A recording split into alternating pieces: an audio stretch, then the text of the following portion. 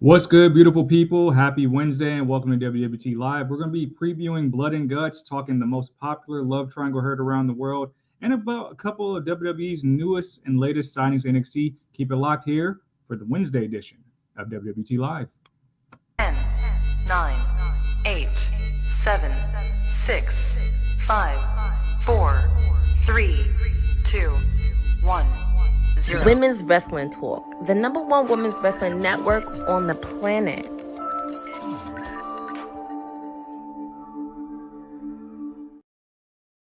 What's good? What's good? If you hear the sound of my voice, you know it's the EST at WWT, and that means the inmates are running the asylum yet again this week. My oppressor got me up to work me again. Didn't put no food in my dish. I have not eaten today. But we're going to have a very good time, a very good show. There's a lot to talk about today on the heels of Blood and Guts with AEW coming off tonight. A lot of good stuff with Raw this week, a lot of good stuff with NXT last night, if you caught it. And I'm thankful that I am not alone. I am joined by a fellow elected official. The councilman has returned and graced us with his presence. Councilman, how you doing? Good evening, everybody. It's so good for your councilman to be back here on WWT. We've been hard on the road for this SummerSlam with the folks at Strattonville, the Pereziacs, and so many more new clients that I can't give away just yet. But it has been a treat. But I'm glad to be back with, of course, the mayor of Vice City here. This is what they've been waiting for. They have been waiting for this. They've been waiting for this. Right now. This is what they really wanted here in the digital streets. They didn't want no third parties. They wanted mayor versus councilman. Mayor versus councilman. But how are you today, brother? How's it going? I am great. Like I said, people here saw me host on a Monday. My oppressor said, "Hey, get back to work." Haven't eaten today, so we're gonna see how this goes. Dylan, I agree. Dylan says the EST hosting WWT Live 2 shows in a row. We may need to revisit those contract negotiations. I couldn't agree more. Mayor's a busy man. Busy man. Showed up twice in a row. Cut the check, TK. Just cut the check. That's happy Hyundai, cousin Ron. Bose is in the chat as well. Yes, yeah, it's going to be a bumpy ride for sure. It's going to be a bumpy ride. Speaking of bumps, but no, that would have been politically incorrect. We got to talk what happened on Monday Night Raw, and a certain former king, since we were around two elected officials, snapped a very important streak. If you were here on Monday, you saw us talk about how we are 10 years in that thing for the New Day. We have reached the 10-year mark of the group, and another streak was broken. Another, if you want to call it a streak, if you want to call it something that we probably wouldn't have saw coming. But Xavier Woods in the New Day, for the first time in 10 years, competed in a match, tag match that is, with somebody not named Kofi Kingston or Big E. If you saw that match, he took on the Final Testament, Karrion Kross, Authors of Pain, with Akira Tozawa as well as Otis. So that's actually such a big deal, and it's something that kind of got swept under the rug. And I don't think this news came out until after the fact. But what do you think of that? I think it's dope. I'm something I wasn't aware of. So I just thought that was pretty cool. It just shows you that loyalty is still a thing out here in these streets. And so this is a great way to model your relationships out there. Like, if you can't give me 10 years with the same tag team partner in life, like Xavier did with them, what are we doing? I agree. Yeah. But Cedric, how do you feel about it? So the cool thing about this is it kind of speaks to where we are in this chapter of the New Day, meaning that we're talking about dissension, should Woods go on his own, and the Final Testament with Karrion Kross are trying to recruit Woods into the Final Testament. But that just speaks to how powerful the bond is of those three men with the New Day. The fact that one of their members hasn't even had a tag team match outside of those two guys. So it speaks to those people who for years are like, oh, break up the New Day, it's getting stale, and yada, yada. But then you don't reach marks like this, which probably don't get reached. I would wonder the same thing for Jimmy and Jay, because, of course, Jay just had the tag team titles with Cody, what their streak in that regard looks like. But did you happen to catch the match What do you think about what's going on with this whole rivalry Final Testament? Where do you see it? I guess what do you think the end game is there? It's kind of bumpy now after last Monday's match a little bit. Like at first I thought with Xavier losing, Coffee being out, I thought this was kind of going to be like the it thing, and then the Final Testament moves on to something else. I don't want to say it's being dragged a little bit, but I feel like the seeds have already been planted with us having either this go our separate ways or continue to stay strong, and the Final Testament moving on to their next target. That's just kind of what I got with this. I felt it was just kind of like a pairing of, like Otis and Akira Tozawa. Like they're still trying to figure out what that little, and along with Maxine, what that group is, and then as well what to do with Xavier since Coffee's out. It's now starting to get kind of cloudy for me. It's like, where is this going? And I can see that. It does need to have resolution. I don't know how long they can drag it. It could just be one of those things where I think I don't know how we do it, but we probably can carry it to October, November when the official 10-year reunion of them debuting on Raw happens. I don't know how we get there.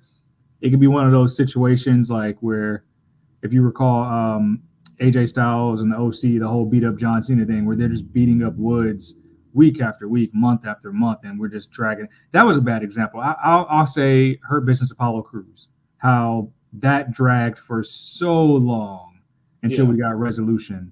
So I think it does have resolution with, well, hopefully with something happening with Big E, even if it's just a television spot, an appearance, even if it's not in the ring, just giving them the power of positivity and bringing those guys together to overcome. But all in all, it's good face time for all parties involved in this match, especially when you have the Wyatt Six attacking Chad Gable every single week. You got to give Otis and Tozawa something to do since they're just kind of around. Otis is over as all hell. Yeah. Like if anybody, like I could buy this version of Otis as Money in the Bank holder if they were to go that route. Like this is the time to do something with Otis. Yeah. And Tozawa is one of the best wrestlers in the company quietly. Just, I don't know why we don't pay more respect to that man. Now, as much crap as I've been talking about this would actually give me a little bit more legitimacy about it. If you threw the Speed Championship on Otis, then we might be doing something. Then we might be giving the Speed title a little something different just because of how he is, but still keep him on television though. No, like taking him off and leaving him on Twitter. Like keep him on television like you doing, because like you said, this is red hot Otis right now. But for the other ones though, it's like I see your point of dragging it out because like you can still do a whole bunch of solo matches, like Otis taking on Karrion and then Xavier moving on to Karrion, or like Akira taking on one of the Empires of Pain and stuff like that, and then switching those around. And where you said we work it to like September, October, onto where we can get like maybe a Bad Blood match between maybe the reformed New Day, like you said, versus the Final Testament. A lot of people, shout out to Jeffrey Reimer in the chat, says, honestly don't know where this is going. Special Little Nobody says, I think there's something there with the Final Testament, but they need a good story. I want to like them, but there's nothing to grab onto. Dylan says he needs some turmoil in the New Day. Give me something different. Boza says the Final Testament had to win because they were trying to make Cross relevant, but he isn't. He ain't nothing unless Scarlett ain't bailing him out. And Special Little Nobody actually brings up a good point that this is one of the best versions of Otis, that he needs his Mark Henry Hall of Pain era. I would be here for that if they did it that way. Yeah, I'd be here for that as well. I don't know why people don't like Karrion Kross though. Like I think as a character, he's good. He's a good promo. He's decent enough in the ring. And I mean, with Ellering, Scarlett, Authors of Pain should have kick-started their return back in NXT, by the way. I don't know why they made like one stand down there and didn't just become tag team champions. Like it made too much sense. Yeah, I just don't think they're being booked right. Like I think something I saw this week currently, I believe Bully Ray said it. I would love to see the Final Testament in a feud with the Wyatt Six. Ooh. Like, I see them at that level, though. But I think that's why people haven't jumped onto them, because they haven't taken this faction and threw it in the frying pan and see what you can do with it. It's been a lot of these little kind of like lackluster tests, like it kind of with this thing with the Hurt Business, and it was like, well, not the Hurt Business, like the with the Street Profits. And I was glad they got the Mania match. Very happy they got the Mania match. Very glad for that. But it wasn't built properly, and it was two factions that couldn't afford to lose. Like, and that was the thing too. Like, so it really became like a lose-lose situation for either one of them. And then it kind of just fell to its side. And then with Bobby, getting injured and stuff like that, it just didn't go nowhere. Now we move into this. Four people are targeting one person and trying to break them up within a group. It's just, they haven't given them anything great yet. And I think something with the Wyatt Six could really show you what this faction is about. Like, Authors of Pain ain't nothing to play with. Karrion Kross is really nothing to play with. And now that he got hair, I like him even more. That's and it's like, NXT champion. Yeah, it's like really let them show why they are those guys, and I just don't think they've given them that chance. And yes, it's Scarlett in the match. Yeah, I agree with all that. Just because they need something to kind of sink their teeth into. It's kind of just like picking and choosing who you want to bully for the week. Hasn't really gone anywhere yet. I don't know what they can do more of, but you change the optics of how you view the group. They look more menacing. The promos backstage have been good. They just need the right counter partner. And I don't know if the New Day was that right now, because the New Day aren't at full strength. So it just didn't – it seems like it could have legs, but I don't believe that Xavier Woods is going to join the Final Testament for a few months. I can't see that. They need to go against the Judgment Day. That's what we need. Current Judgment Day. AOP. Yeah, versus Finn Balor, JD McDonough. Now you got the tag titles in the picture and giving great performances. We know those two tag teams will give a great performance. Karrion Kross can if he wants to do the bully route, that's what you got Dominic for. That, like Scarlett versus Rhea, that is a phenomenal debut match. To where you sit here and it elevates everybody. Karrion can take out Carlito to where it's now like, okay, Damian got to come in now and deal with it. And you put Karrion in that title picture where he should be. He doesn't have to win or anything like that, but it gives them a better legitimacy as this faction to go up against one of already the most dominant factions in Raw, rather than the New Day who have just been coasting. Not saying they're not doing nothing, but just coasting, and as they should, because they've been here for over like 10 years. Especially since they're doing this whole thing with Kross where it's like, I beat this many amount of former world champions. Eventually they had to pay it off and put him back in the title picture. Exactly. We brought up the Hurt Business a minute ago, and there's a lot of information swirling around the Hurt Business because we know that Bobby MVP were removed internally from the WWE roster. Now, with that being said, everybody's already speculating, and we got a little bit of news from Uncle Dave on the streets talking about that the plan is to try to revitalize the Hurt Business in AEW. We talked about this a little bit on Monday. MVP actually came out on Twitter and said there's some people on the interweb saying that apparently he got this position as a producer and he hasn't been on commentary, blah, blah, blah, since 2018. Pretty much debunking the theory that he's going to be a producer in his next role at WWE, making it seem as if there's no talks going on right now. Bobby said he's planning to continue to wrestle. The offer on the table right now has not wowed him, and he kind of wanted to see where he's at as far as his value in open market. But let's go ahead and rip the Band-Aid off. Hurt Business in AEW. There's a lot of people that like to do the tribalistic thing and say like, hey, I think this would be great here. And I think we got to pump the brakes here. I don't know that this is a realistic idea as a faction in AEW. I don't think it would be given the proper room to breathe, and I also don't think it would be well received by the AEW audience. But what is your thoughts on that? Not at all. If you were to tell me Hurt Business TNA, then you got something. Not much, but you got something. AEW, you just gonna get lost in the sauce, like so many other factions. Yep.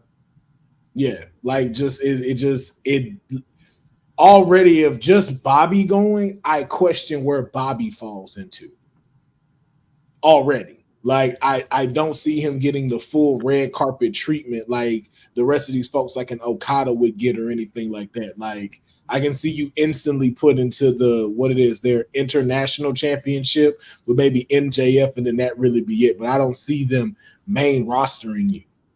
Same thing with MVP. Like it doesn't seem like y'all coming together, making a faction. Like y'all will most likely get put on a card, but it's like again, it's 13 matches on the card. So of course you might get put on there, but you either opening show or pre-show when it comes to that. But if you go to TNA where you already done left a legacy, Bobby, that changes things. You can kind of work that into your stuff. I would even say New Japan wouldn't be a bad look for that because then you ain't got to hold back. But the best one I would give it is TNA. Looks like would be the best avenue to do it instead of AEW. And New Japan is currently still looking for ways to create more stars. Maybe MVP with his history there, being the manager for Bobby Lashley, who can still go, can help create some new stars over there. A lot of people agree with your sentiments in the comments saying that Jeffrey's saying he's not sure if TK can use Bobby in AEW. Let's get Bobby back to TNA. If the Hurt Business wants to be over like Rover, they should go to TNA, says Boza.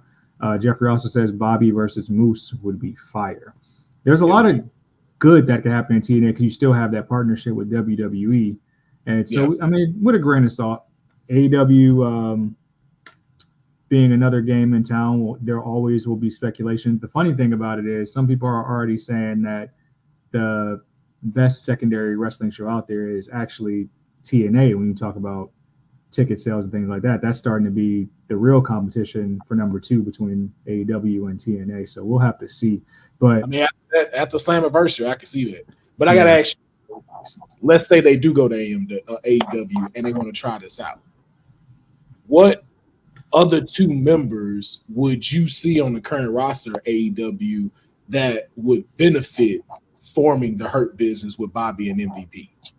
Well, I think Sheldon's still available. So I think Sheldon could be right there with them. He's free agent. Yeah, so I mean, you can have OG Hurt Business before Cedric joined because Cedric is still with WWE and now with NXT on NXT brand right now. I think we're gonna have to get my laptop charger in a second. I think for benefit of somebody like where the hell has Scorpio Sky been? That's a good question right there.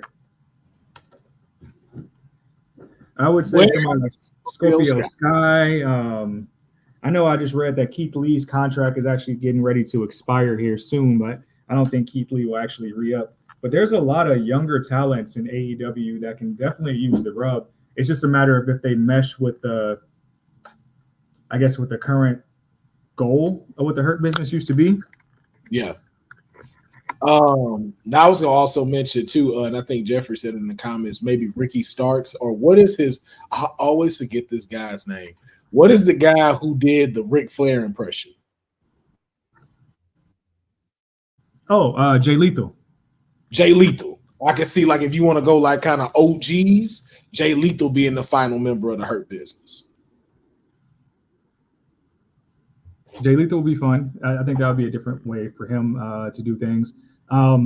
Even somebody like if you can get him away from Chris Jericho, like Bounty Hunter. Mm-hmm. Oh yeah. I can see that too. Especially like you say, a good come up from. Yeah. Dylan makes a good point. He said, "What about Jonathan Gresham? That would be interesting as well." That would be interesting. It just not that one. Just be like the meshing of it and how that would go. Yeah, because Gresham could be like your super technical wrestler of the group. I think that might fit like a glove, actually. Yeah. Here we go. Boza's comment says, I'm worried fake TK will be bored after a month and not give a damn about the Hurt Business. He is still in seventh heaven getting a return on investment on Mercedes. Yeah. I guess that's the that's usually how it goes with the factions. There's so many of them and so many belts in AEW.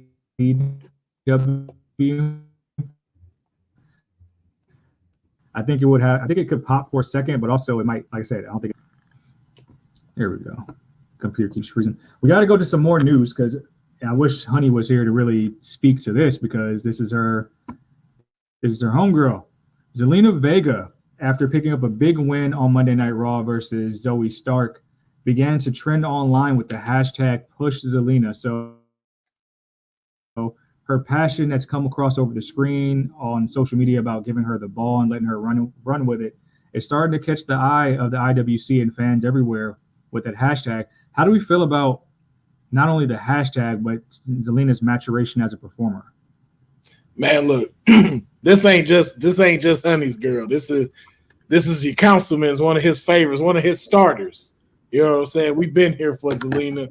We've been rooting for Zelina, and I'm loving the hashtag Push Zelina. Let it keep going. Let it keep trending as it needs to be. It is Zelina Vega's time. I think like we talked about before when she was going up against Liv Morgan as for the world title. We now see it where we don't have those giants like Rhea Ripley that needs to be champion. We can see some of these smaller, figures be champion, even like a Roxanne Perez. A lot of people didn't think Roxanne would be the caliber star that she is now, but she's proving that each and every single time with what she's been doing. And I have no doubt Zelina Vega can do the same. Like the girl's been wrestling since she was 14 years old. She has the total package. She's great on the microphone. She knows how to wrestle. You love her performances. I just think the fact that you don't get to see him on TV as much is a crime. But then not only that, outside of everything, I think of it from a branding side too. Like all the stuff this woman does on her socials, from her podcast, from her streaming, from her cosplay, everything that she's already embedded in, the opportunities these would bring to WWE and TKO as a whole, like having Hulu's Anna Mayhem sponsor Zelina Vega versus Liv Morgan at SummerSlam. Like these are viable options that can be done. So it's just like, yo, keep this hashtag going, keep her on television because this is someone who deserves to be in the top spot. But I'm going to ask you, Cedric, though, what do you feel like it would take for everybody to say, you know what, it's time for us to start getting ready to have the spotlight move to Zelina Vega, whether that be matches you may need to see, rivalries you may need to see, or maybe like potential changes of what she's currently doing. What are your thoughts? She's the inaugural Queen of the Ring for a reason, and it just seems like she's not a rookie, not an upstart. I think it was realistic to think that she could possibly be the women's Money in the Bank this year. And I think honestly, if I'm being honest, I think the LWO stuff kind of held her back. Just slightly. I think it kind of held her back. I mean, and I don't think she needs the size means nothing. I know she went online and said people were counter off her hype because Alexa Bliss is small and Nikki Cross is small. It's just when you're in there with people like Rhea, Bianca Belair, or Raquel Gonzalez, these are more towering women. But you can put on good matches as long as you can. Contrasting styles are always going to make fights, which makes it beautiful. I think you should give her a match against maybe like both Queen of the Rings going at it and just see the contrast in style and see how that works out. So it can start allowing people to kind of suspend their belief and imagination. I think, hell, I know we're not going to do it now. It would have been fun to see Zelina versus Raquel in NXT. They both got the same finisher. Yeah. That would be something they can do she would carry the promo work.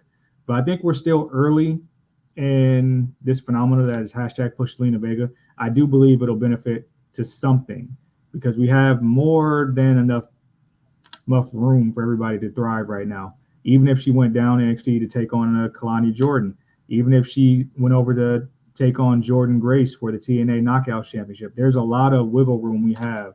And I think that we'll start seeing her appear more and more and putting on a lot of those matches that people love. people got to remember, wasn't that long ago? I think it was last year. What match of Rhea Ripley in Puerto Rico, Yeah, where Backlash. Backlash, where the fans were so pro Zelina. So she has, and you talk about crossover appeal with the anime stuff, like you said, the streaming, all the cosplaying she does, going to Comic Cons. You can really build some notoriety outside of the WWE scope by giving her the ball. I'm here for it. I think it just makes sense. Hashtag push Zelina. Stop Mhm. playing with Zelina Vega. Speaking of stars that are coming to NXT in the near future, allegedly, Julia says that she'll be watching the WWE Japan tour this week. And a lot of people are speculating that now that she's done her time with Mary Gold and had that match and recovering from injury, that she should be debuting sometime soon. We got some heavy hitters coming to NXT, Julia being one of them, another one being Stephanie McCoy. And then we'll talk about the official signing of Delta out of Australia a little bit later. But do we? I want to. I don't want to mix my words up here. We saw Stephanie McCoy dip from CMLL one day, and then literally the next week, she was wrestling a match in WWE for the Mexico City tour. Do we see Julia make an on-camera appearance since they'll be doing the tour in Japan? I think we will. I think it, depending on who's there, if we have some NXT stars there, I could see them trying to set something up with that, or even to that point, some of the other like Japan stars, like maybe like a Kairi Sane, like, comes and looks at her, kind of gives that look of like, yo, okay, that's one of the dream matches we want to see, or maybe like a EO Sky giving that, that rub to her of like, yo, when you get to NXT, cool, but when you get up here, I'm gonna be checking for you. So I have no doubt if they were smart to put that up there. I got my back pace ready for these Julia matches. Need some stiff hits. Yes. Moses says, fair to suspect that WWE will have Julia work that tour. Hell, they used Mexico to debut Stephanie McCoy. Yes, they did. So, I mean, it's not out of realm possibility, especially since some of our favorite stars are out with injury, notably Asuka. I know Io Sky will be over there. She has had a great match just a week ago on a different show out that way. We know Mako Satomura is going to be on this tour. I believe Shinsuke is on this tour. I know they're going to pull out all the stops in Japan. It's only a matter of time before we start seeing some of the tweets and news and some of the surprises they have. Is Julia, is she a lock to be a NXT Women's Champion this year? Oh, this year? No. I don't think this year. Here's the reason why I don't believe this year is the same reason why Stephanie won't be one. I think they still need to work her when it comes to mic presence, camera presence, learning those things and those angles. We're going to have to pass it to someone else that already knows that, especially with NXT moving into CW. And I know you're still against the fence about it, but I still say if not Cora Jade, your next NXT champion will be Lola Vice to help move into that period where it's easy to be able to promote that, because they're going to need someone at the forefront to do the talking, to do the promo work, to do the commercials, to do the shorts and stuff like that, to be able to help promote NXT on CW. And someone like a Cora Jade, even more to a Lola Vice at this point, looks a little bit more on brand, especially with the TKO thing, the UFC. There's so many avenues that's open to having a champion like that, rather than just a fan favorite that's known around the world, that we haven't gotten a chance to get the proper training for network television. So I don't see it this year. But your thoughts? I feel like something's got to give, and everybody's already speculating with this new big three, if you will, of entering talent. I'm really curious to see how they mesh with all the talent we have that's literally coming out of the PC every month, all the NIL talent. Because I don't think there's going to be very many call-ups soon. Like, I think out of the next wave of call-ups for NXT, I can see Roxanne Perez. and maybe like Fallon Henley. But outside of that, that's probably it. So this is I our agree. stable of talent for like the next year and a half to a couple years at least. So I think there's time to kind of coordinate this crop of individuals, like you said, with Stephanie, Julia, Delta coming as well. But like your next wave of talent that's just right on the cusp under Roxanne, you have your Lolas, you have your Kalanis, you have your Soul Rukas. Hell, I mean, the company's still pretty big on Nikita Lyons, I have to believe, whenever she returns from injury. Yeah. So I have to think that at some point, I think they're going to be able to introduce all three ladies very well. But I think at the very least for the Japan tour, the same thing they did with NXT, just showing that they're acknowledging her in the crowd for the audience in attendance. I think that's something that they'll do, just to let them know, like, hey, like she's a part of our family in WWE universe. Or shit, but to that point of depending on who's that tour. Just now that we saw that like Stephanie Vacour wrestle at a Super Show, who's to say that Julia don't get the same thing though? And get like a match. I don't think against a big superstar, but someone like in the realms of like an Isla Dawn or something like that. I just don't know. Isla didn't deserve that L. Isla did not deserve on neither day. On neither day. You better if y'all don't take like, oh man, what's my girl's name? If y'all don't take like Kiana James, something take an L real quick because she ain't been on TV that much. Somebody like that. Yeah, so it's just no, it got to be one of those, but I don't know who all is going on the Japan tour. So if it's nobody that can really take a fall, you know, like take the bump on that for her to look strong, then like you said, just keep it where we see it on television. Just her being present, being there, setting up, you know, like potential rivalries later down the road when she eventually does move up, or if they come down there to NXT, because it's not like we haven't seen it before.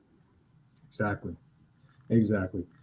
Speaking of things that I haven't seen in a bit of time, Andrade has recaptured his second reign as the Speed champion over on the X platform after defeating Baron Corbin. I haven't really been keeping up with the Speed tournament since it first debuted, but I know this is Andrade's second stint. This is kind of where he's being featured right now, which is on Speed, which is saying a lot because I can make an argument that Andrade was probably the MVP of the Money in the Bank ladder match. But I mean, all in all, they're doing something with this with this X platform to really try to boost ratings. I don't know what the ratings are. I think that it must be pretty successful if we're still doing it every single week. But it's exclusive to X. So I'm guessing there's a bunch of users who are out there who do actually watch the Speed tournaments. I think the concept is really cool, 3 minutes or less. Have you caught the Speed tournaments lately, Councilman? I'm not feeling it. Tell me what you're not feeling. Are you not feeling that this is where Andrade is kind of entrenched, or the concept? No, it has nothing no longer to do with the whole Speed concept. Now, as far as the concept goes, I think it is a great stint to be able to reach out to a different audience that are exclusively just on their phones. You know what I'm saying? Like those type of things, mobile devices, that works great. Reason why I've turned my back to them, because Twitter can kiss the lower bottom of my left testicle. Ever since they now started charging for premium, platinum, whatever monthly charges, just so you can go live on Twitter, I don't mess with X. I don't talk about X. Elon Musk, you don't come to Austin. You said just moving off. Don't do that. Don't do that. I'm thoroughly upset with X but more to Andrade because the fact I keep seeing him on television at least. Yeah. So I believe that is Carmelo Hayes recently. Yeah, very like put on as Sheamus says, a banker. So as long as if that is what's helping to allow a person like that to stay on television, to be able to bring them over to Twitter, then by all means keep letting Andrade have that so we can keep being allowing to see him on TV. But besides that part, I'm just like, man, Move it somewhere else now. Move it to YouTube so I can actually start watching some of these matches. So the cool thing about it, and I catch it every once in a blue moon. I mean, I think the concept is cool. In the past, I've told you guys, I'm a big component of the mixed match challenge, which was just exclusively on Facebook Watch. So I get why they are doing it. But it's really just the pool of superstars. At first, I thought this was going to be like a kind of a low-key way to position the cruiserweight division, the unspoken cruiserweight division. But hell, we didn't saw Ivar in the tournament, Baron Corbin's in the tournament. So it's completely spiraled to something that is just for branding for X, clearly. So, again, I think Andrade has a lot of legs in WWE. I would love to see him paired back up with Zelina Vega. I think they can both benefit from each other. I don't know if the end game here is for him and Charlotte to be an on-screen thing. I hope not. I really hope not. I think Andrade's way too talented for that. Even so, to the point, just to kind of even show the parallels, something that I kind of agree with, like something Rikishi said this week when it came to the booking of like Jey Uso. Mm-hmm. I don't necessarily need to see him with this mommy angle. Like I think Jey is red hot enough to where you don't have to include it with that. I don't need to see the drama of this now him being included in this love triangle. It's like, no, bro, Jey is already over.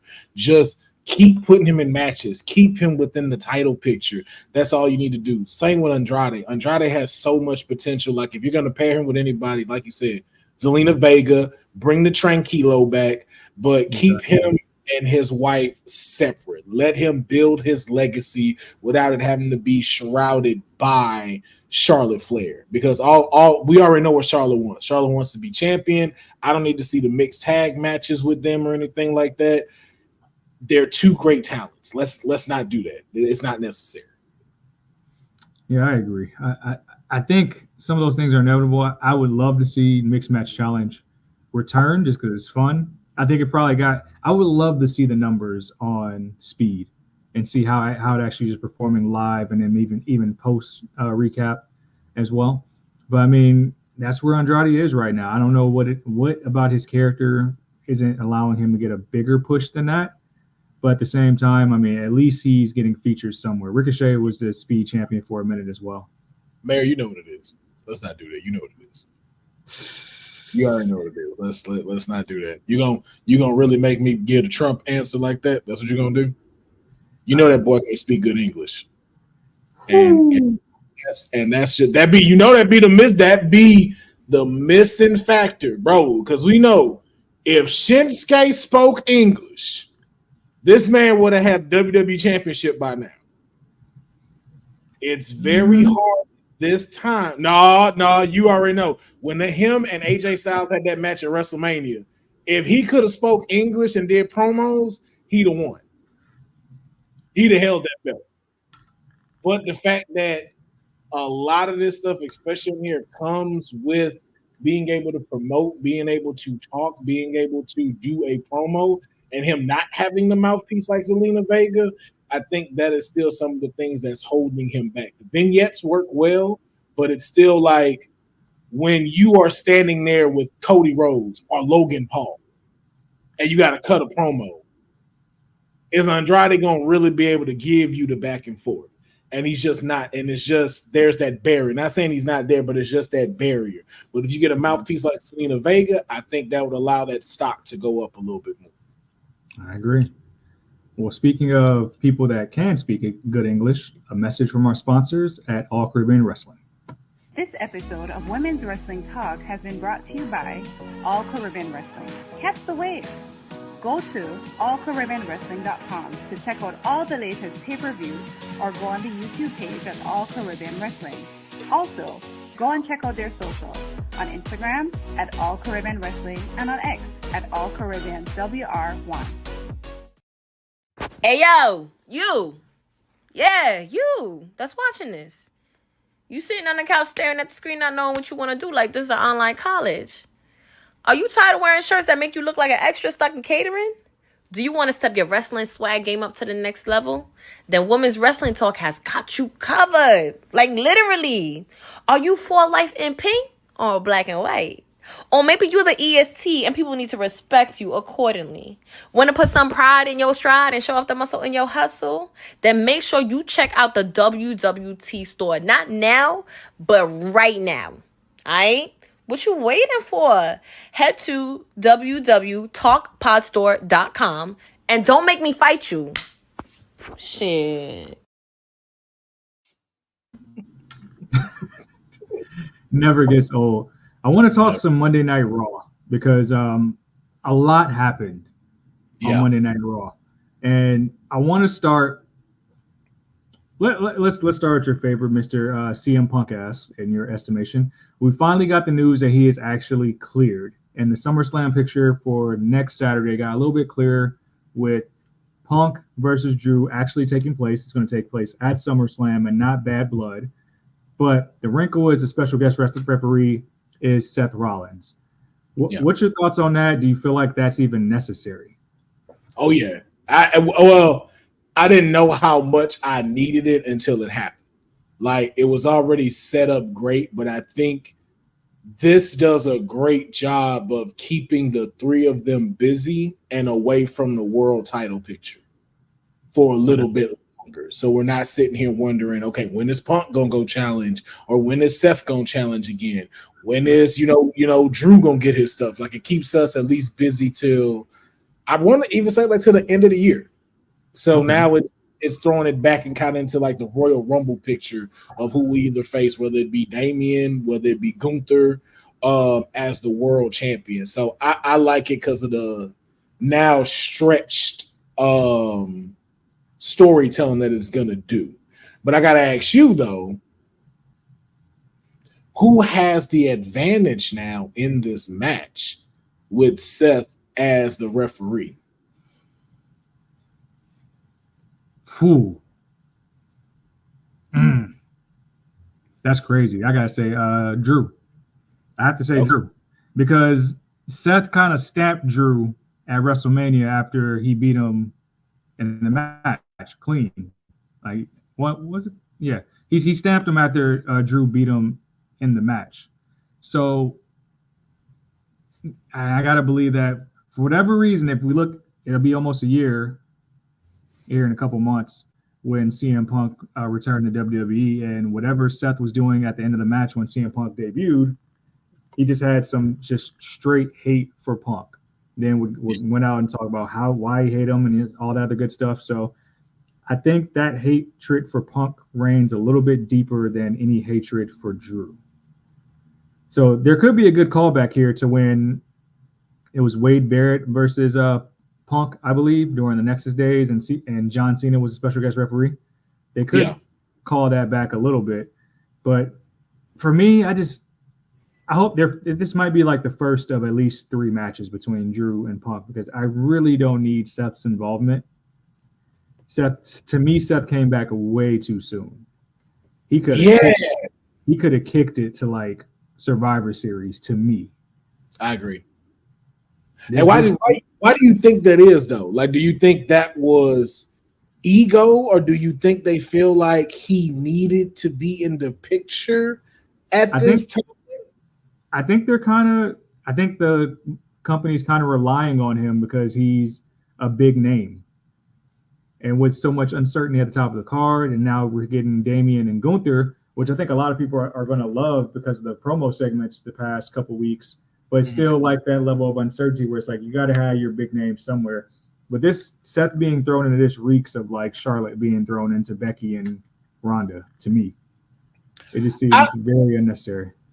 I wanted to say that, but the more I see it now with you saying that, I don't think it's that.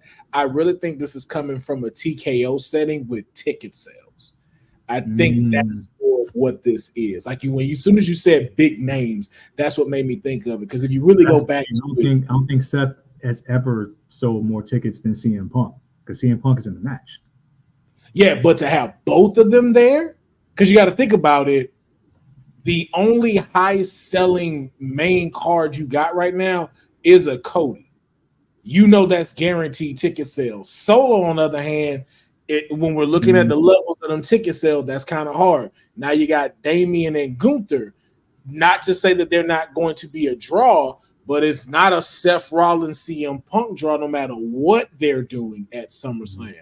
So it is kind of like, sales-wise, we got to stack this card a little bit because we're now taking a chance on our future investments, which is a Damian or Gunther that'll lead this win. You don't need to be relying on the Seth Rollins and the CM Punk. So I really think it's more of a ticket sales for this to make sure they guarantee to pull in the numbers that they're looking for. I give you that, because if the order of the order of SummerSlam is true and Solo and Cody are main eventing the whole thing, then that definitely means that there's some type of plan of surprise coming at the end of that match. Yeah, and that's the thing of like, because you said, like, I think we'll get 3 more. The enemy of my enemy is my friend. Yeah, I'm just worried Seth will take all the spotlight in the match. I think so too.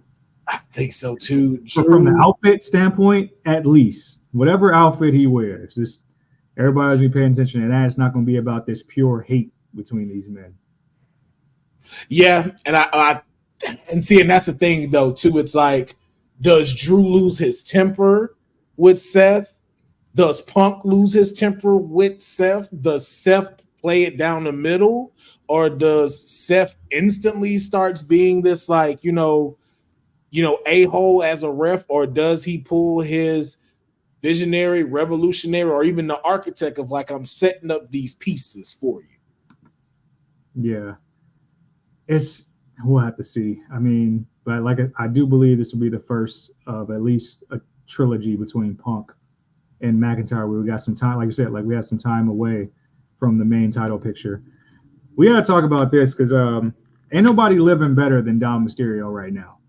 You can boo him all you want. You cannot allow him to get his promos off in every city around America and worldwide. This man is winning.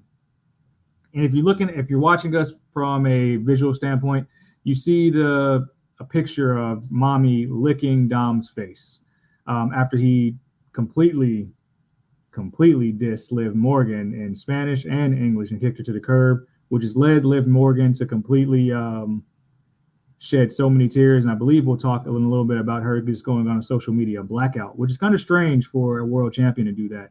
But what do you think about this moment, which is, if we're being honest, it's the biggest storyline in the company? Just when I think, like, sometimes it's going to maybe not go in the direction it needs to go, this is just something my brother pointed out to me a long time ago that at first I never knew how to feel about it, but this right here gives the whole spotlight to it. And he said WWE is just a soap opera for men. Yes. I've been saying that for so long. It literally is. It's a soap opera for men. That's how I explain it to people. It's for men. Like, it's as the world turns. It's Days of Our Lives. It's Guiding Light, except it's wrestling. And right now, they are in the prime right now. Or the term they say, they in the pocket. They are in the pocket right now with what they're doing. Like, it has gotten to the point, like, do y'all realize nobody gives a shit if Dom wrestles? Yet Dom gets the most airtime on Monday Night Raw. Barely wrestles, and none of us care. None of us give a shit. We just want to see how this is going to unfold. Same thing with the world champion. Barely gets in the ring, but is selling the shit out of this story. Like, when she walked off crying, I was like, Dom, you dirty motherfucker. You damn near forget Liv is the conniving, single white female doing all the destruction, and we now rooting for her. This is fantastic storytelling. This is what Raw needed. This is how you help fill the 3-hour mark. I like, it has been a while since I've watched the Monday Night Raw and want to watch all 3 hours. You know, like that second hour, you kind of just like, I can go watch something else, or I can go do a little something else. But this right here make you want to tune in. And I was just like, it just gets me even more hyped for Liv and Rhea at SummerSlam, because it's like, now, where's Liv's mindset? What is she gonna do at SummerSlam against Rhea? And that's how I feel. Liv will get the last laugh at SummerSlam. Boza says that. MDB is saying that we fell for the crocodile tears. Cousin Ron says, not as rooting for Jennifer Jason Leigh. So a lot of people think it's a swerve. A lot of people think that Dom is really in cahoots with Liv, and I don't really see that. I don't think it's Dom. I think it's Finn. I think it's Finn that's in cahoots with Liv, and the Judgment Day is going to implode that way. Yeah, that's what I think. I'm still going with my split of the Judgment Day, where you have Finn, JD, and Liv. You got well, see, not at first, but after how I was watching Carlito maneuver this past Monday, that man may be shifted over to the Rhea and the Damian Priest side, now really leaving Dom in the middle, because now it's a numbers of who are you gonna go with. Because especially when you saw Carlito like agreeing with Rhea when Rhea's talking to Dom, it's like, yeah, bro, stay away from Jay. We don't need to be trying to do this with Jay. We don't need a war with Jay. I was peeping like, hey, he's trying to get on Rhea's good side. You've already gotten Damian. Now you just got to convince mommy that you good. So I see this coming, and in some ways, very randomly, and I because I feel like if we're doing extended stories, this is still going to take some time. This might be one of our War Games matches. Judgment Day versus Judgment Day. This might be the Civil War that before we get the Bloodline, because we on a fast track to November, and we still got a lot of storytelling to do with the Bloodline, especially before Roman comes back too. So I don't know if they're going to pull the trigger so quickly to give us that Civil War at War Games, but I think this could be a potential setup. Interesting stat by Boza here. He says May 30th, 2022, Raw.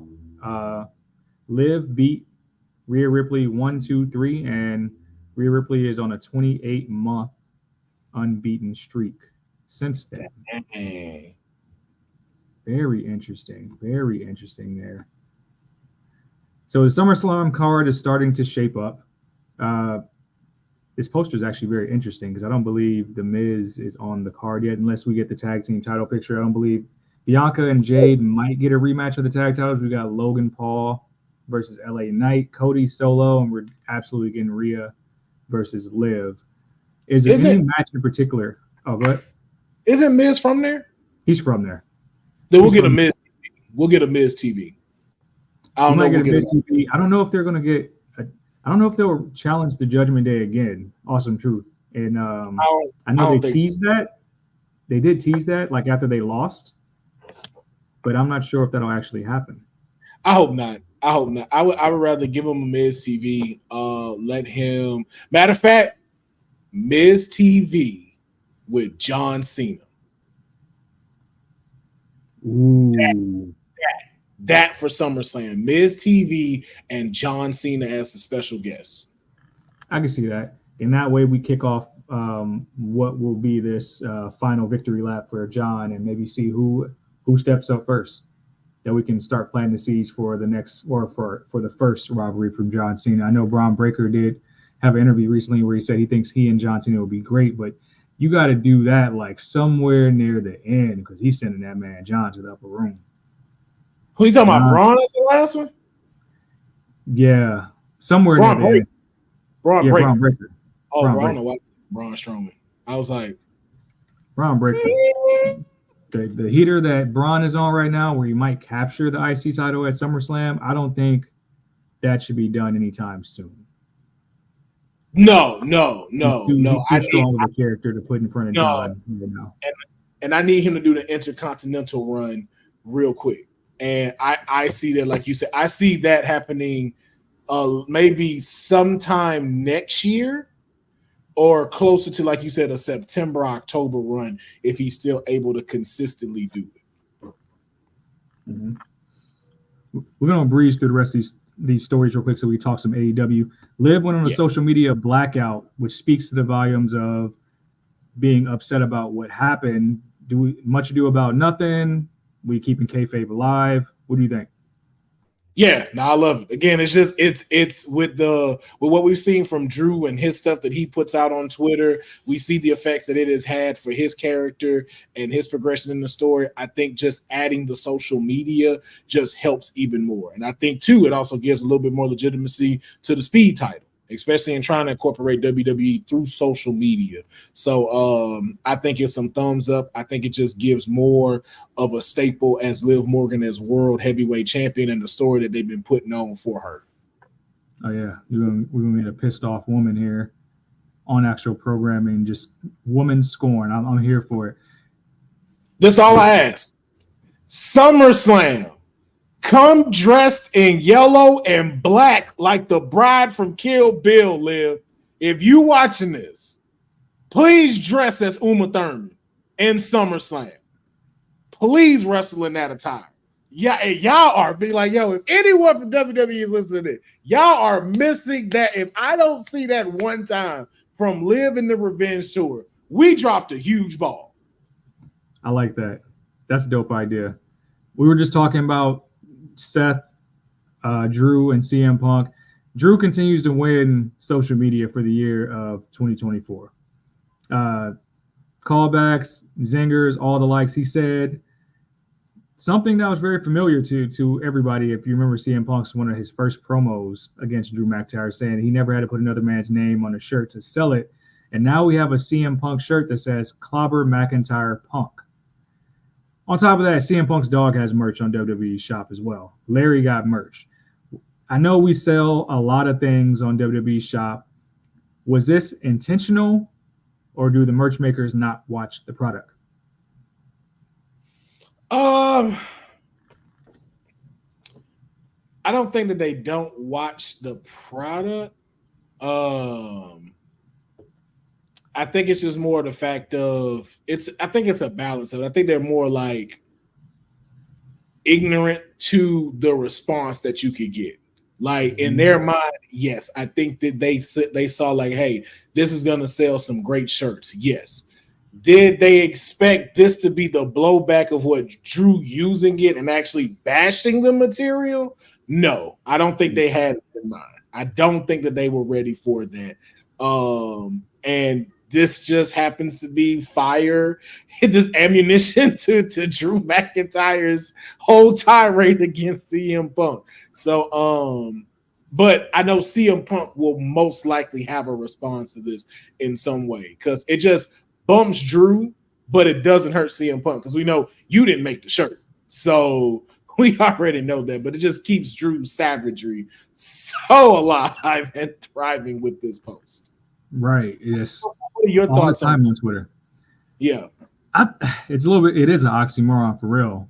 I mean, but him just bringing up Colt Cabana, it's just, oh my God. CM Punk is going to probably win the promo war on the actual mic live. Drew is winning everything else. Yeah. The socials, probably in the ring, he's winning everything else. So, I mean, it just adds fuel to the fire. When people use their socials to kind of build the rivalry, I think that's why people are so excited about this match. I'm very interested to see where it takes place on the SummerSlam card as well. Speaking of, I guess, future events, CM Punk is in the news right now for saying that he actually wants to be a WWE lifer at this point in his career, that he wants to stay with WWE, restructure his contract, do what he needs to do. What do you make of that after, was it 9 years, 12 years? However long he was gone from WWE and some of the scathing things he said, I believe in a book as well, this time with AEW to now being back and saying like, hey, this is where I was meant to be all along. Of course, time changes all things and can heal all wounds, but a lot of people will probably see these comments and be like, no, Phil, you did this and you did that, and you know how the internet gets. I mean, let's face it. Where else is punk ass gonna go? Where else you going? Where else are you gonna go? Nowhere. Like, this makes perfect sense for you, with your family. Yeah, you better stay here. Where there ain't nowhere else for you to go. We saw what happened with you at UFC. Can't go back there. Don't know what happened with you in Marvel, but clearly you can't go back there. New Japan, your body can't physically handle that, so you can't go there. And as much as I talk shit about him, this is in no disrespect to this company, but you're too big for TNA. And that's no disrespect to TNA whatsoever, but you are too big of a card to be on TNA. This is where you should be. That's probably where we'll see him. I mean, I think from that standpoint, since he's looking to kind of restructure some of the finances in the deal, possibly add more years, probably just because he was out with injury, probably just doing the right thing in that regard. So, I mean, this will definitely be the end we see of CM Punk from an in-ring standpoint. So it just makes sense. It makes sense that he ends his career at WWE, kind of gives you a better taste in his mouth, especially from not really his body holding up like you would like for his return to wrestling in the AEW as well. So I think we'll see the best of him. And then I don't want to say he'll go out quietly, but he'll end wrestling on his terms. Yeah. If you're looking at us on the screen, here's a look at Delta, where we now know she is confirmed to be signed with WWE and on her way to NXT. I'll be honest, I'm not too familiar with her work, but everybody I see is saying that she is the real deal, which speaks volumes to now all three of these signings: Vakur, Julia, Delta. NXT is stacked, and the women's division is stacked for the better part of the future, because we can't ignore the talents that are in NXT right now. Do you think now that she's officially here, we talked about Julia and Stephanie kind of having to do the camera training, promos, things like that. How soon do you think we see Delta in a WWE ring? I think soon. I think at least this year we'll see Delta come in, at least somewhat in the ring. I don't know about a title picture per se. I still kind of feel the same with that with Julia and Stephanie Vakur, but I think we'll get, just like those two, we'll get to see them sometime this year, and maybe even potentially Royal Rumble. But man, can you imagine Royal Rumble with all this new talent that is like, oh my gosh. Yeah, this is the women's division's, like, this is the NXT is like, this is the women's division black and gold era right now. You know, like how we always compare it and go back to, this is what it is. But also too, it's so great that they're stacking this, because within the next 5 to maybe 8 years, you now have a like impenetrable women's division. Because imagine this entire class now merging with the current people. Mm-hmm. Old matches are going to be ridiculous. Like, that Lola transition is going to be nuts. You talking about like retiring the 4 horsewomen, like them leaving wrestling? They'd be leaving the women's division in like great hands.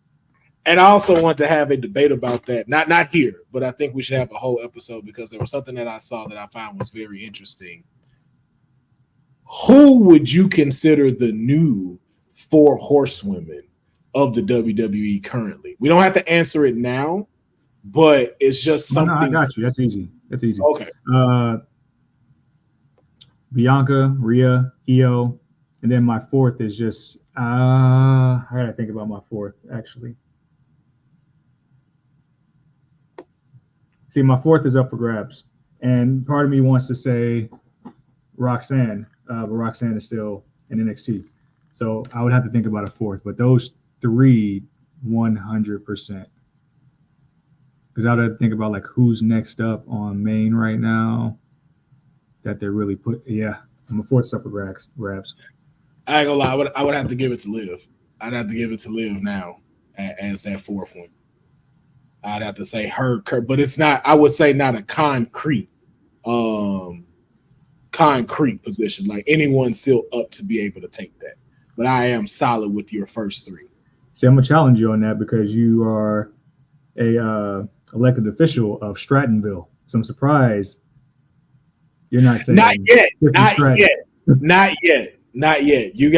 She needs some hardware first. Not just yet. I would say if you were doing the next tier after that, then yes, Strat. But as of right now, who's holding it? Yeah, you're like as much as she is my client, hold her near and dear. We still strategizing this career right now. You know what I'm saying? We're on a good trajectory. We got money in the bank.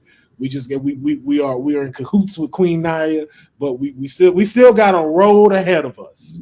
And we don't want to jump the gun just yet, putting too many accolades on her before she's gotten a chance to really show the work here on the main roster.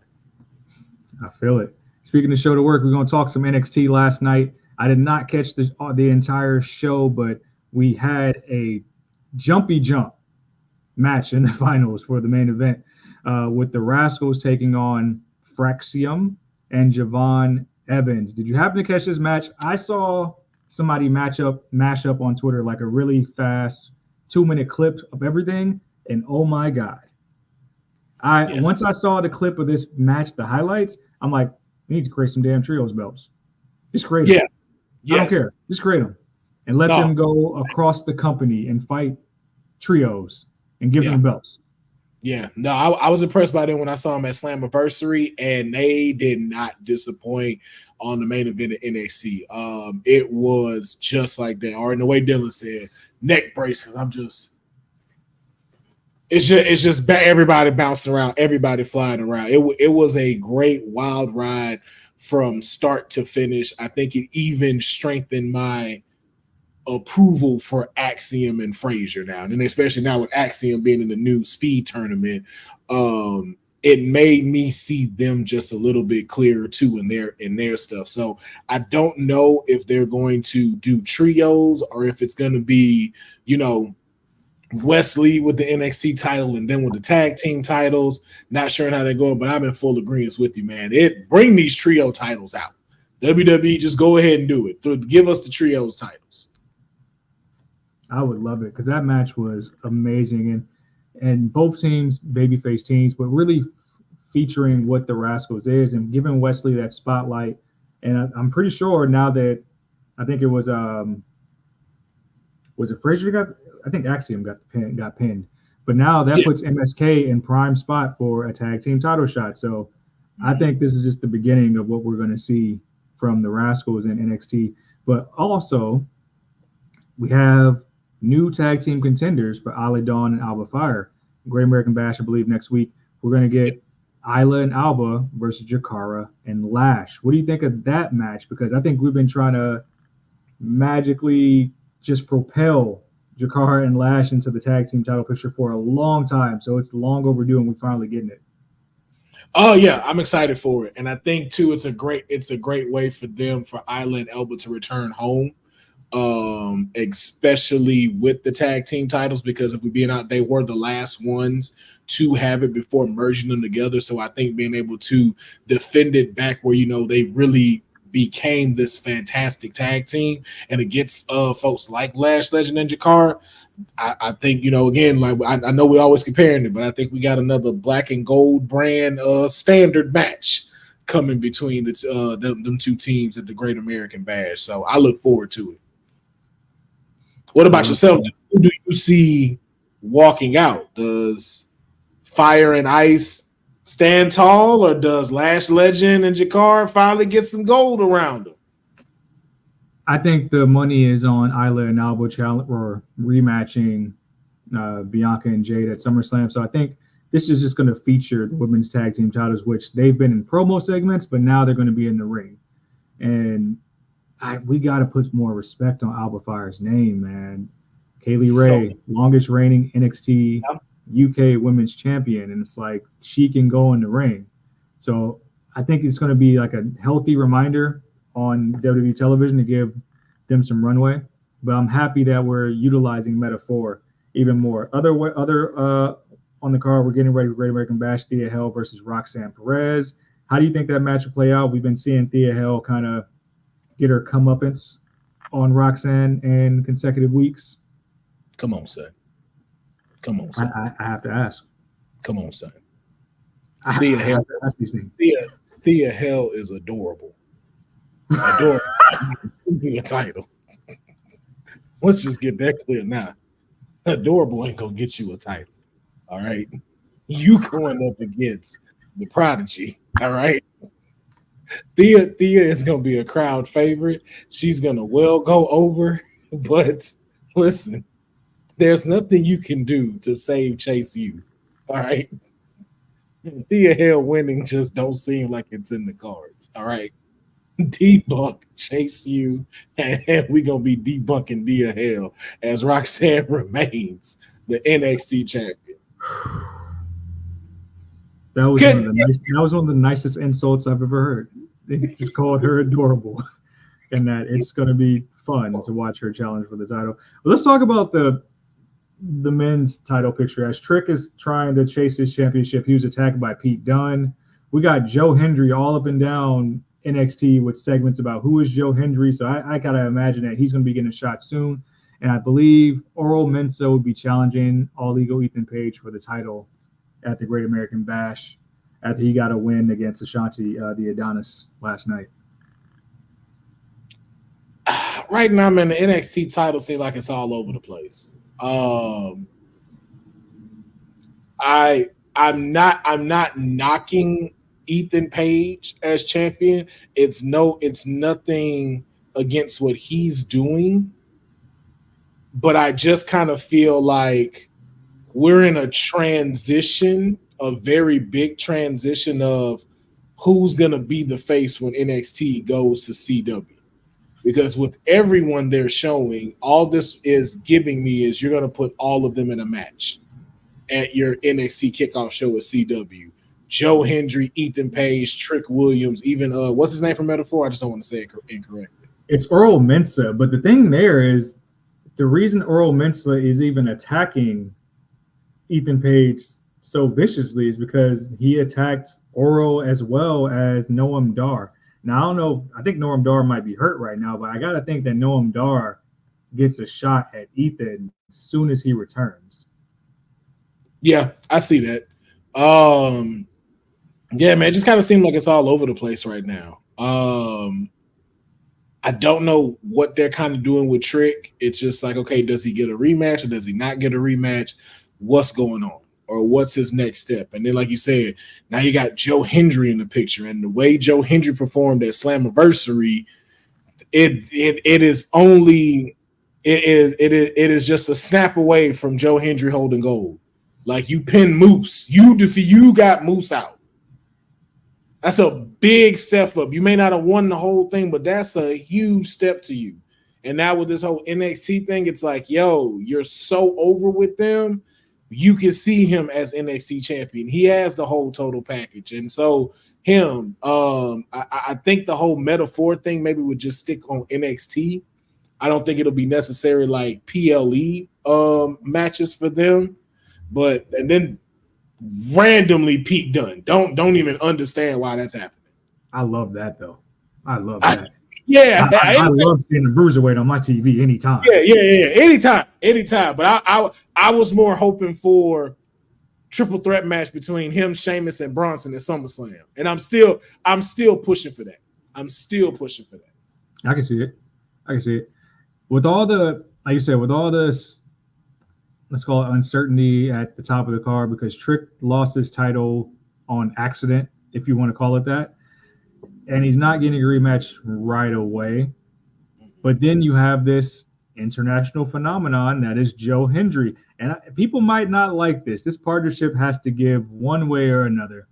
And the biggest star of either brand right now is Joe Hendry.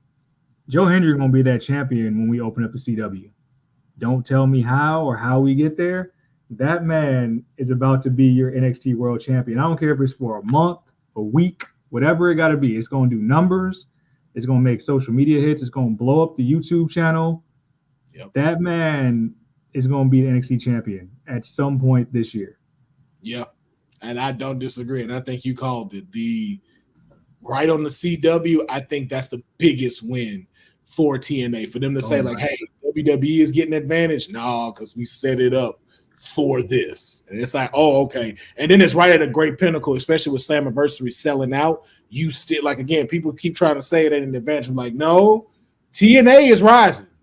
Don't get it twisted. TNA is rising, and that Slammiversary card was packed from, like, they all delivered during that Slammiversary. So we gonna see, but I completely agree about Joe Hendry.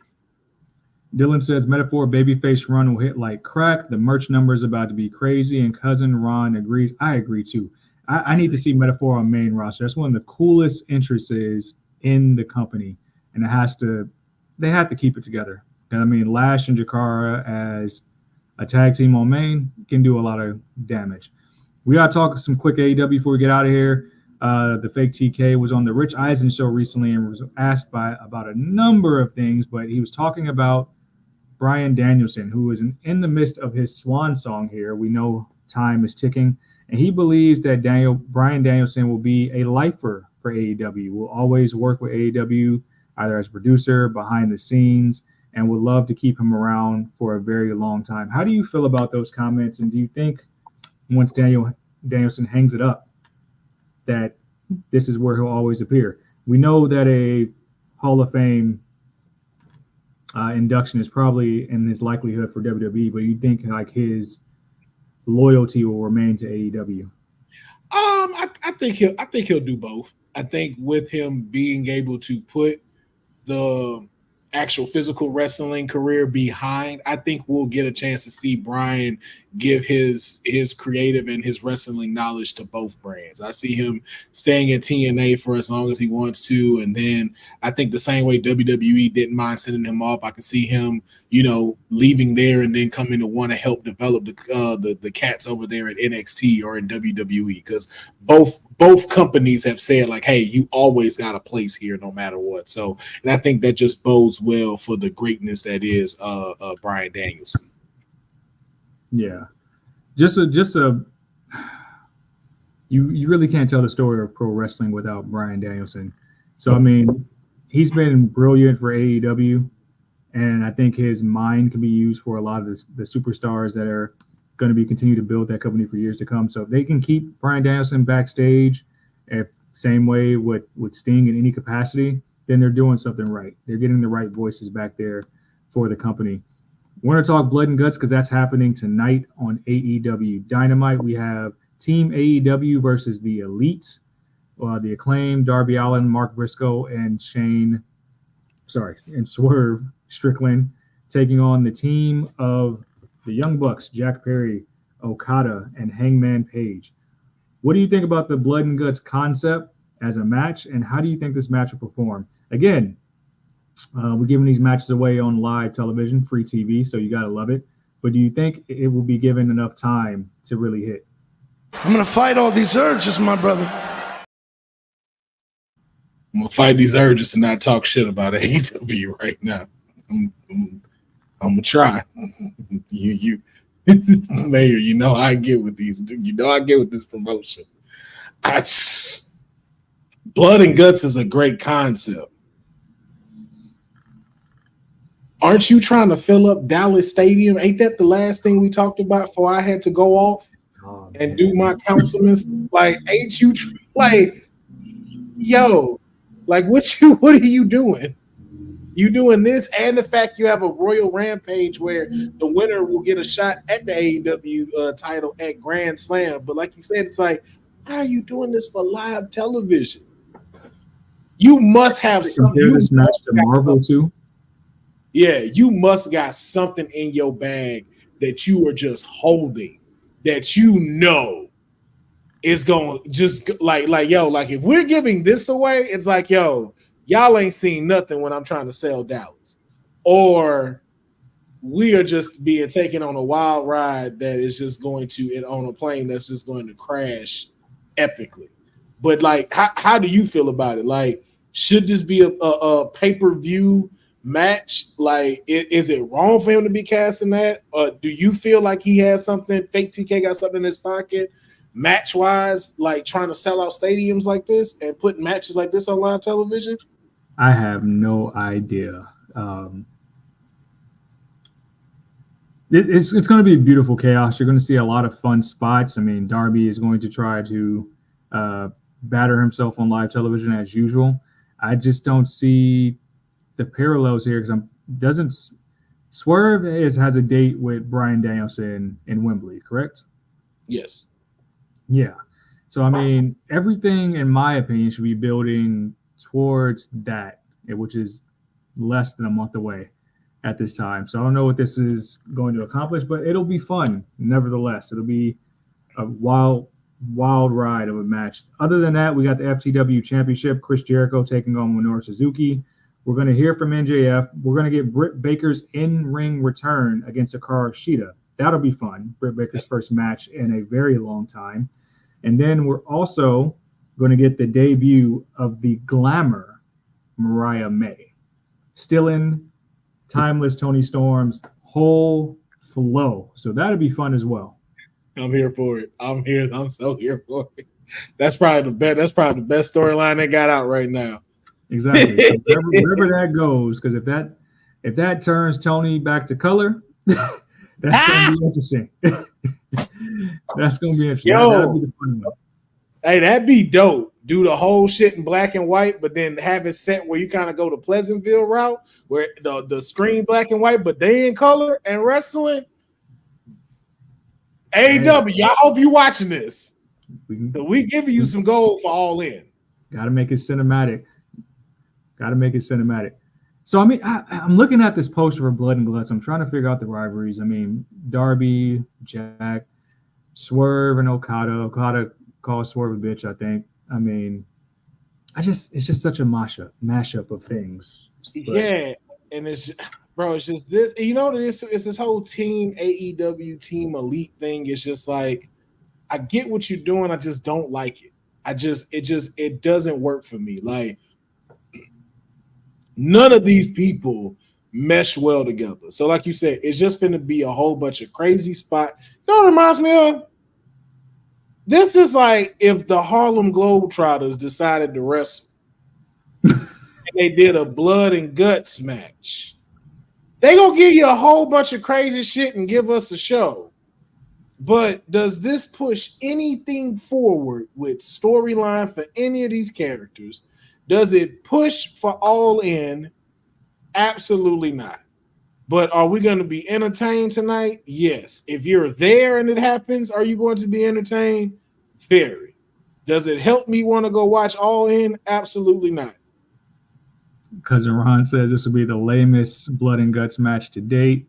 Dylan says Team Elite better win. People are asking if Honey is pushing the buttons. I don't understand the reference there. Because of the feeling these urges, and I'm not feeling it. Oh, okay. Well, Boza says we have War Games and Royal Rumble in 2 days. Basically. I don't know. I don't know, man. I think the best thing of tonight will be the debut of the Glamour of Mariah May. That's one of their most popular storylines. Seeing Britt Baker get back in the ring will be great after I was about to call her Sasha, after Mercedes Moné defeated Nyla Rose just last week. That's a rivalry that's still going to brew. The Wembley card is starting to shape up, but if it were me right now and my world champion was getting ready to have a match in a sold-out stadium in London, I think he would be doing some type of rivalry against one of the best wrestlers in the world right now. At least a promo segment, at least acknowledging that that's my next challenge. Something. You would think they would be in the ring having a conversation. Yeah, because that's not an easy out. Bryan Danielson is not an easy out whatsoever, especially since we know that it's time's ticking. Yeah, that's why it's just like, I don't understand, like, why did your champion need to be in this? Like, you could have had anybody else substitute for him and give us blood and guts. You could have put Moxley into this. Yep. That would have sold. He's doing nothing right now. Not doing anything. But your champ, who's going up against the American Dragon, and they still have not crossed paths yet. Mm-hmm. They're That's still interesting. doing the Angry Hangman Page thing, but I mean, make sure you watch AEW tonight. I'm pretty sure it'll still deliver. There's always something to watch, just like there's always something to catch here on WWT. We got a lot of shows. The mayor was 15 minutes late. He gave you an extra 15 minutes, so don't sue me. Councilman, tell the beautiful people where they can find you. You can find me at Will Ferrell, everything on socials. If you like watching some good video game type wrestling in about 2 hours, starting at 7, man, you know it's Wednesday. So Trill Championship Wrestling is going on tonight. You will see the TCW champion in action, as well as the TCW International champion, and so much more. Come check out my live on YouTube and Twitch, 7 o'clock tonight. You know, new time, special time, 7 o'clock. Normally it's 6, 7 o'clock. Come watch, and then I'm going to go ahead and pass it over to you, Mayor. How can they follow or support you? Actually, last time you were here, Councilman, you let us know that you had a title defense against Thick Neck Thaddeus. Was the title successfully defensed? Listen, man, Thick Neck Thaddeus thought he was going to bring it, man. That man took me to the top of the cage. There's a reason I got this jacket on right now, man. There's a lot of bandages back here, but I still remain your big back champion. I wish I could show the belt, but it's exclusively for non-camera showings. So, you know, I got to respect my contract with WWE. Can't just be showing it here on stuff like that. It's just for live. But Thick Neck Thaddeus gave me one hell of a match. I respect you for that. You left me with a lot of pieces of me in the ring. But I still remain your champion, and I can't wait to get back into the ring. I think the next title fence is going to be somewhere near the SummerSlam time. Won't be in Cleveland. We're going to be in Dakota for some odd, strange reason. But you know how it is. I'm defending it wherever they're sending me, Mayor. I appreciate you asking. There we go. Well, the mayor, do I want to be found? You can find me on these Twitter streets at says. That's CEDD_SAYS on the gram. It says the answer. Check out any journalism stuff at cedricdwelton.com. Make sure you lock in with us on www talkpod.com. We have a lot of articles, a lot of interviews going up every single day. Check out the Boss Lady's interview with Saul DeLuca recently. There's a Carmelo Hayes interview there. There's a lot of big stuff brewing on the way. Thank you for being the best part of us at WWT Live on Wednesday. Thank you for our partners at All Caribbean Wrestling. They have a show coming up in a few weeks that you're going to want to check out. Check out all our content creators, the councilman here, Honey, the professor, Jason. We have a lot of dope content creators that we love for you to support. Support them with your views. Also support their merch. There's merch in the store you can check out all the time. Shout out to Boza, Dylan, Jeffrey, Cousin Ron, Special Load on Nobodies, Eric Isaac, everybody that joined us in the chat today. You guys make this possible every single week. We'll be back in 48 hours talking more trash, talking more women's wrestling, because we are Women's Wrestling Talk, the #1 women's wrestling platform on the planet. Bye for now. Thanks for joining WWT. Don't forget to like us on all social media platforms at WWTalkPod. Like and subscribe on all video and audio platforms, like yesterday, my G. And check out our website at www talkpod.com. Thanks for watching Women's Wrestling Talk, the #1 women's wrestling network on the planet.